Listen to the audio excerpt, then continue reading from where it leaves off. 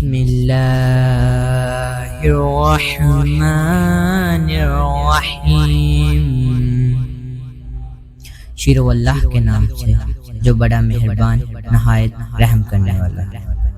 Welcome to golden words. دعا اس دولت کا نام ہے جو صرف مومن کے پاس ہے، کافر کے پاس نہیں۔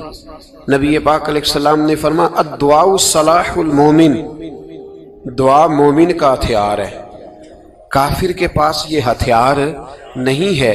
مومن جب اپنے مالک کے حضور دعا مانگتا ہے نا، دنیا میں آپ کسی سے زیادہ مانگے تو وہ ناراض ہو جاتا ہے، وہ کہتا ہے بھائی تو نے تو کام بنا لیا ہے، کل بھی دیا تھا، پرسوں بھی دیا تھا، روز روز تجھے کون دے؟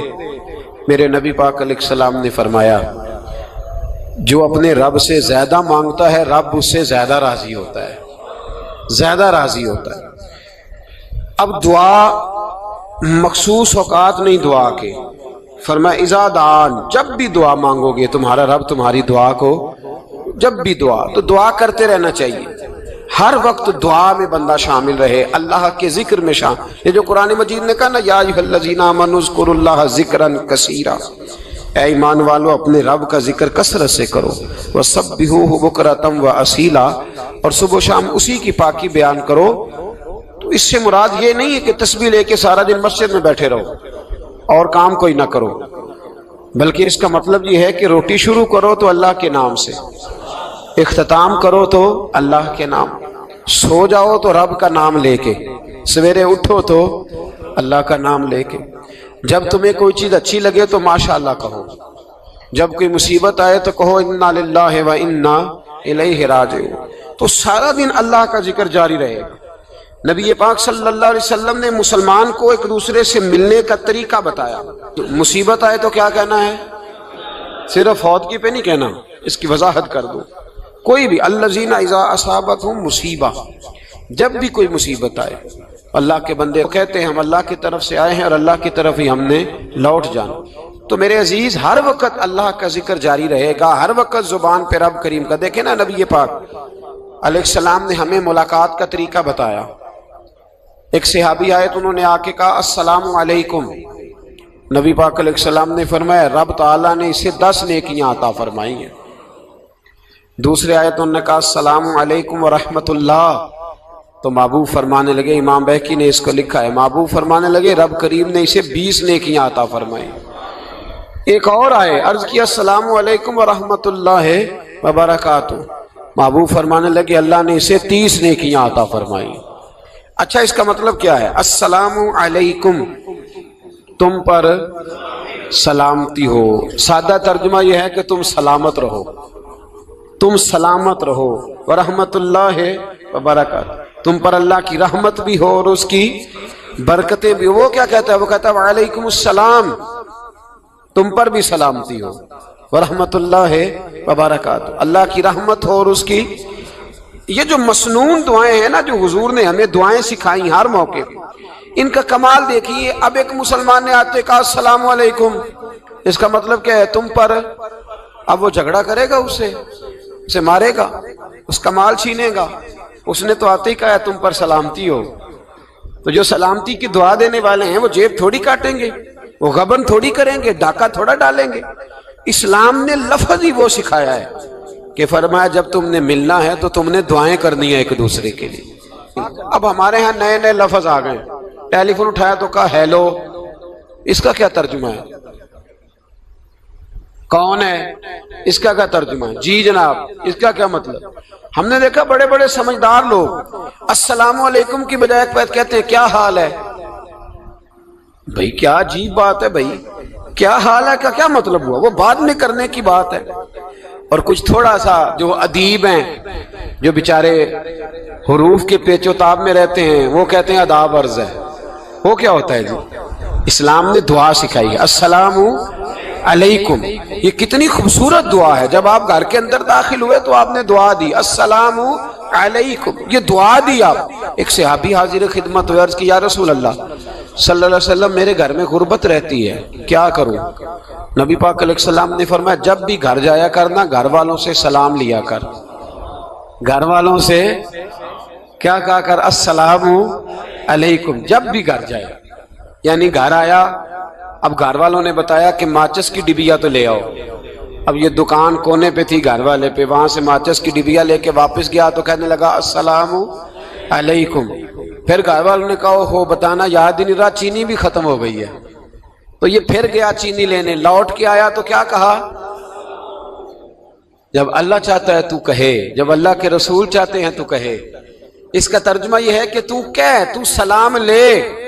اللہ رسول چاہ رہے ہیں کہ تو سلام لے تاکہ تیرے گھر میں سلامتیاں ڈال دی جائیں.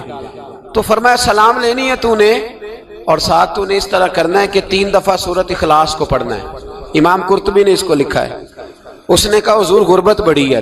غربت بڑی ہے تو کہ وظیفہ بتائیں. فرمایا جب بھی گھر جاؤ سلام لو اور 3 دفعہ سورۃ اخلاص پڑھو.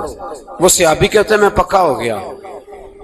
اب وہ کچھ دنوں کے بعد، کچھ عرصے کے بعد، کچھ مہینوں کے بعد واپس آئے تو صحابہ کرام علیہم رضوان فرماتے ہیں ہماری خواہش تھی کہ یہ کچھ بیان کرے، اب بتائے جو وظیفہ لے کے گیا تھا اس کا ریزلٹ کیا نکلا. کہتے اس نے بڑی حیرت انگیز بات کی، حیرت انگیز عجیب انداز میں. کچھ لوگوں کا دل ہوتا ہے نا کہ مجھے ملے میرے پڑوسی کو نہ ملے، اور کچھ کا دل ہوتا ہے یار مجھے بھی ملا ہے اور الحمدللہ میرے پڑوسی کو ملا ہے. تو صحابی جب حاضر ہوئے تو صحابہ کہتے ہیں ہمیں تجسس تھا کہ یہ کچھ بتائیں. تو حضور نے فرمایا کیا حال ہے تیرا؟ کہا یا رسول اللہ کمال ہی ہو گئی ہے حضور، میں جب بھی گھر جاتا ہوں سلام لیتا ہوں اور 3 دفعہ سورۃ اخلاص پڑھتا ہوں. میں تو امیر ہو ہی گیا ہوں، میرے تو ہمسائے بھی امیر ہو گئے. کتنا پیارا ہے یہ جملہ، کتنا حسن ہے. اتنا اچھا لفظ کسی اور کے پاس ہے ہی نہیں جو الفاظ ہمیں ہمارے رسول نے عطا فرمایا. اس کو اپنائیے، اس کو اپنائیے. یہ الگ بات ہے کہ لوگ مطلب کے لیے سلوٹ کر لیتے ہیں بڑا سارا، لیکن مطلب کے لیے نہیں. جس کو جانے اس سے بھی سلام لیں، جس مسلمان کو نہیں جانتے اس سے بھی. تو نبی پاک نے ہمیں مسنون دعائیں سکھائیں. رات کو جب سونے لگیں اللہ کے رسول صلی اللہ علیہ وسلم نے ہمیں دعا سکھائی. حضور نے فرمایا جب سونے لگو تو مسلم شریف میں فرمایا تم نے یہ دعا پڑھنی اللہم باسمک اموت و احیا. تم نے کہنا اے اللہ میں تیرے نام پر مرتا ہوں اور تیرے نام پر جیتا ہوں. نبی پاک صلی اللہ علیہ وسلم نے ایک حدیث میں فرمایا کہ یہ جو نیند ہے نا یہ موت کی چھوٹی بہن ہے، یہ موت کا ایک حصہ ہے. جس طرح انسان سو جائے تو کوئی خبر نہیں ہوتی کیا ہو رہا ہے، بالکل وہ اٹھا ہے تو اس نے کہا ہو یہ کیا ہوا. سو جاتا ہے نا آدمی، اسے خبر نہیں ہوتی. اوہو میں نے تو 11 بجے اٹھنا تھا، یہ تو 3 بج گئے. اب اسے خبر نہ رہی. سوتے ہوئے لوگ چوری کر لیتے ہیں، بلکہ اس طرح بھی ہوتا ہے کہ آدمی نے گکھڑ اترنا تھا، وہ پنڈی سے آ رہا تھا لیکن وہ سویا ہوا تھا. آنکھ تب کھلی جب کاموں کی آ گیا تھا. اب اس کا اس پر زور، تو فرمایا کیا پتا اب تو کھل گئی کاموں کی، جا کے لاہور جا کے کسی جگہ پہنچ کے تو یہ بھی ممکن ہے کہ کھلے ہی نہ، نیند ہی موت کا سبب بن جائے. تو کہہ کے سو کہ یا اللہ تیرے نام پہ سو رہا ہوں. اللہ کس نام پہ سو رہا ہوں یار؟ اگر ہم ان دعاؤں کا حسن سمجھے مت اللہم باسمک اموت و احیا، یا اللہ میں تیرے نام پہ سوتا ہوں اور تیرے نام پر اٹھتا ہوں. گویا کہہ رہا یا اللہ میری نیند بھی تیرے فضل سے ہی ہے، اور اگر آنکھ کھل جائے تو وہ بھی تیرے فضل سے ہی ہے. کتنا اعلیٰ نبی پاک علیہ السلام نے انداز سکھایا. اور پھر بخاری شریف میں حدیث موجود ہے، فرمایا جب اٹھو تو کہو الحمدللہ الذی احیانا احیانا بعد ما اماتنا والیہ النشور. فرمایا جب تم سو کے اٹھو تو پھر کہو اے اللہ ساری تعریفیں تیرے لیے، تمام تعریفیں جس نے ہمیں موت کے بعد حیات دی. موت کے بعد فرمایا احیانا بعد ما اماتنا، ہمیں مرنے کے بعد گویا اللہ کا شکر ادا کر کے آنکھ کھل گئی. دیکھیں کس طرح اسلام مسلمان کو اللہ کے ساتھ جوڑتا ہے. فرمایا شکر کر، آنکھ کھل گئی. کہ یا اللہ تیرا شکر ہے تو نے موت کے بعد ہمیں دوبارہ حیات عطا فرمائی، یہ شکر ادا کرو. گویا تم یہ نہ کہنا کہ میں اٹھ گیا ہوں تو میرا کمال ہے، یہ نہ سمجھنا میں اٹھ گیا ہوں تو میں بڑا پابند ہوں، جب میں ارادہ کر لوں کہ میں نے 11 بجے اٹھنا ہے تو پھر میں اٹھ جاتا ہوں. یہ نہ کہنا کہ یہ الارم بڑا اچھا ہے، یہ مجھے اٹھا لیتا ہے. ذہن کے اندر خیال کر کہ نیند تو موت کی طرح تھی، یہ جو میں اٹھ گیا ہوں تو اپنے رب کے فضل سے اٹھا ہوں. جو میں اٹھ گیا ہوں، جو ابھی اٹھے ہیں وہ تو بول دینا کم از کم کہ میں اپنے رب کے फजल से उठ गया तो दुआ सिखाई। फिर देखिए नबी पाक सल्लल्लाहु अलैहि वसल्लम ने फरमाया जब तुम बैतुल खला में जाते हो ना, वॉशरूम में जाते हो, तो गंदी चीजें होती हैं वहां, शैतान होते हैं, जिन्नात होते हैं, ये गंदगी पे होते हैं। जब तुम वॉशरूम जाओ, बैतुल खला जाए, तब भी दुआ मांगो। क्या दुआ मांगो? वो दुआ भी नबी पाक सल्लल्लाहु अलैहि वसल्लम ने हमें तालीम फरमाई और बुखारी में है, कहा पढ़ा करो, अल्लाहुम्मा इन्नी आऊज़ु बिका मिनल खुबूसी वल खबाइस। कहो ऐ अल्लाह, नापाक चीजों से मैं तेरी पनाह मांगता हूं, वो नर हो या मादा हो। अल्लाह मैं तेरी पनाह मांगता हूं। वॉशरूम के अंदर बहुत सारी बुरी चीजें होती हैं। जवान मेरी बात पर तवज्जो फरमाएं, वहां बहुत सारी गंदी चीजें होती हैं। इंसान कई दफा वॉशरूम में जाता है, उसे वसवसे ज्यादा आते हैं। ये नोट करें मेरी बात को। असल में ना हम बात ढूंढ रहे हैं इलाज अपनी बीमारियों का, हालांकि इलाज तो सारा मदीने वाले रसूल के पास मौजूद है, महबूब के पास सारी दवाइयां हैं।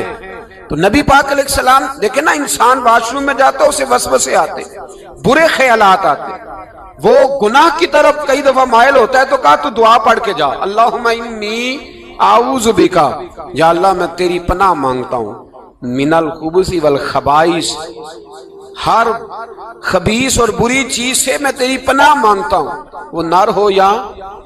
यार कितना अजीम दीन है, कितना अजीम मेरे मुस्तफा करीम का वो वाला दीन है। असल में अल्लाह करे बीए पास बच्चे को बैतुल खला की दुआ भी याद हो जाए, ऐसे याद हो जाए, और इसके माँ बाप समझ लें कि जवान हो गया है, अब हो सकता है इसकी तरफ शैतान हमला ज्यादा करे, इसे खराब करने की कोशिश करे, तो लिहाजा इसे दुआ सिखाई जाए ताकि इसको पहले से पता हो कि मैंने उस बेईमान से बचना किस तरह से। अब आप देखिए नबी पाक अलैहिस्सलातु सलाम ने हमें दुआ सिखाई मुसन्नफ इब्न अबी शैबा में। कौन सी दुआ? वॉशरूम से निकलने की।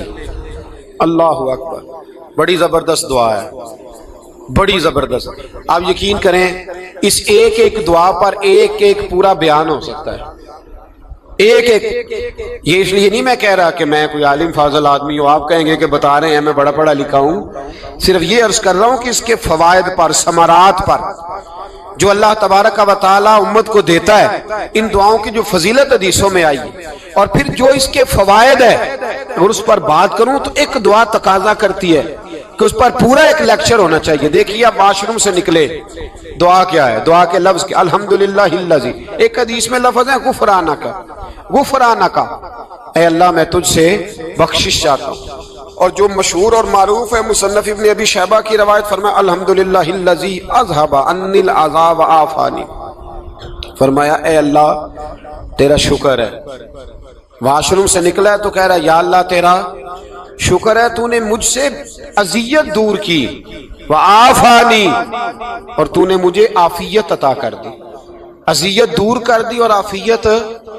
बोलिए, वॉशरूम से निकला है तो क्या कहता है? या अल्लाह तेरा शुक्र है, तूने मुझसे अजियत दूर कर दी और मुझे आफियत। डॉक्टर, हकीम, होम्योपैथिक एक चीज पर मुत्तफिक कम होते हैं, पता है ना आपको, लेकिन इस बात पर सबका इत्तेफाक है कि अगर किसी को कब्ज हो जाए ना तो शायद 70 या 72 बीमारियां लग जाती हैं उसको। और जब आदमी को कब्ज होती है ना, पेट के अंदर फुजला जम जाता है, खारिज नहीं होता, उसको आसाब की बीमारी होती है, उसके जहन पर असर होता है उस चीज का। आप ये मत समझे कि खाना खाना ही एक कमाल है, अल्लाह ने यह भी नेमत बनाई है कि खाना जब खारिज होता है तो वो भी अल्लाह का बहुत बड़ा एहसान है।